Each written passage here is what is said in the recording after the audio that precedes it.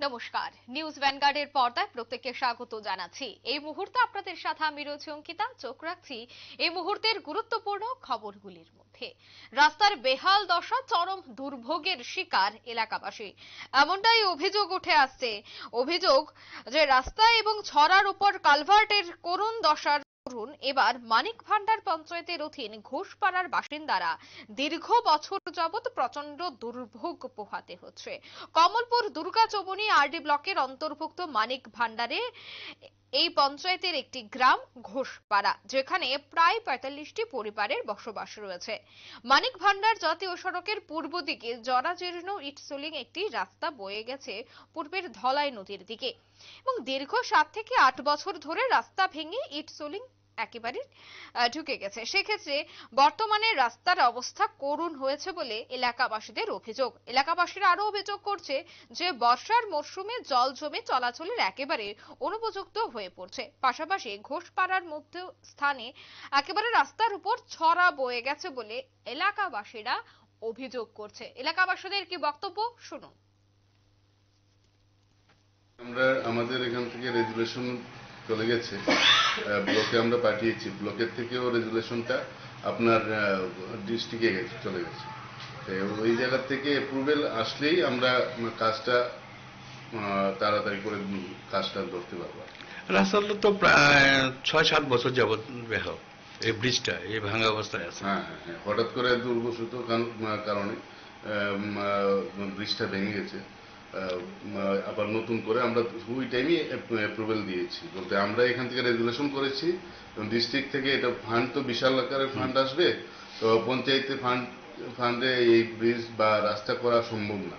তো ডিস্ট্রিক্ট থেকে যদি আমাদের ফান্ড দিয়ে দেয় তো আমরা কাজটা শুরু করতে পারবো, বা এটা টেন্ডার হবে, ইঞ্জিনিয়ারে কাজ করবে, যে কোনো একটা না একটা প্রসেসে চলবে। বেশ কয়েক বছর আগে ওই ব্রিজ থেকে একটা ছেলে, এই পাড়ারই ছেলে, মানে দুর্ঘটনায় মারা গেছে পরে। তো মানুষ চাইছিল যে বেশ মানে অতি দ্রুত এই ব্রিজটা হোক। তো এই সম্পর্কে আপনি কি বলবেন? আমি প্রধানশিপ নেওয়ার পর থেকেই এই ব্রিজ নিয়ে বা এই রাস্তা নিয়ে আমি অনেক দিন ধরেই চিন্তিত, আর রেজুলেশন একবার না ২-৩বারই পাঠিয়েছি।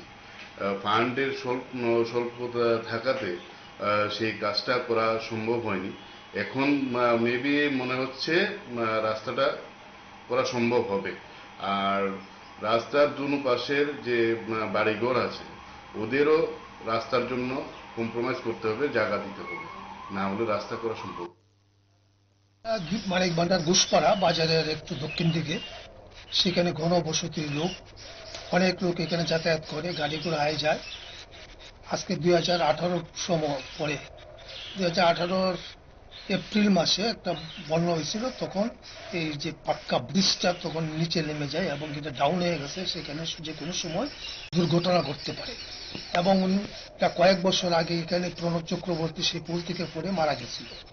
কাজে এটা মানুষের যাতায়াতের পক্ষে খুবই বিপজ্জনক। এবং এই যে রাস্তাটা ধলাই নদীর পার থেকে ন্যাশনাল হাইওয়ে পর্যন্ত রাস্তাটা খুবই খারাপ।